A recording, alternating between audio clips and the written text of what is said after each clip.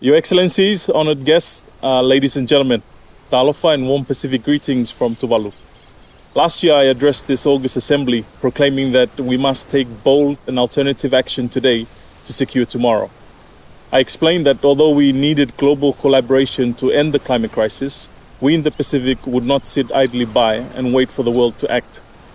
Today I speak again from my country, from a small islet that is likely to be one of the first spots in Tuvalu to be submerged by rising sea levels. Since COP26, the world has not acted, and so we in the Pacific have had to act.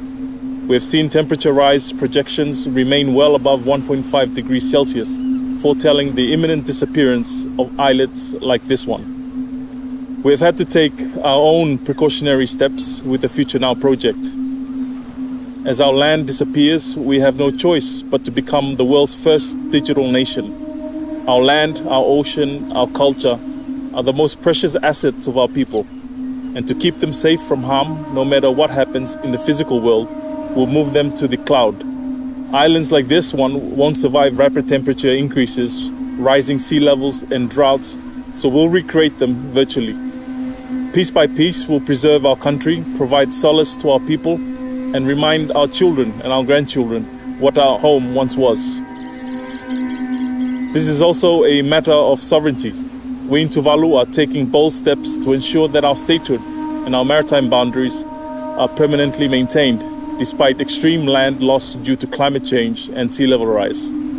Our digital nation will provide an online presence that can replace our physical presence and allow us to continue to function as a state.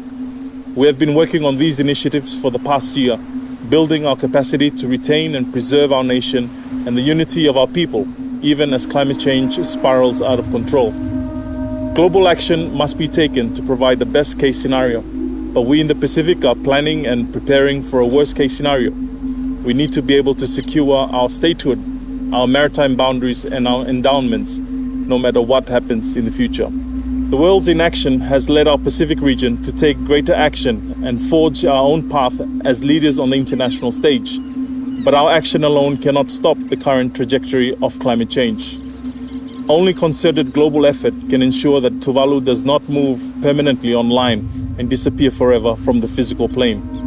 Our Tuvaluan culture dictates that we all must share responsibility for the global predicament caused by the climate crisis. Together, we must stop fossil fuels emissions and fossil fuels production and majorly boost financing for loss and damage, mitigation and adaptation measures. It is not just Tuvalu that is affected, but the world is facing extreme weather events and shocking temperatures.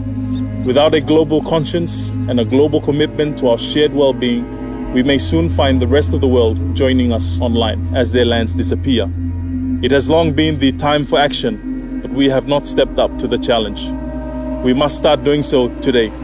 Otherwise, within a lifetime, Tuvalu will only exist here. Faftailasi, Tuvalu Moteatua.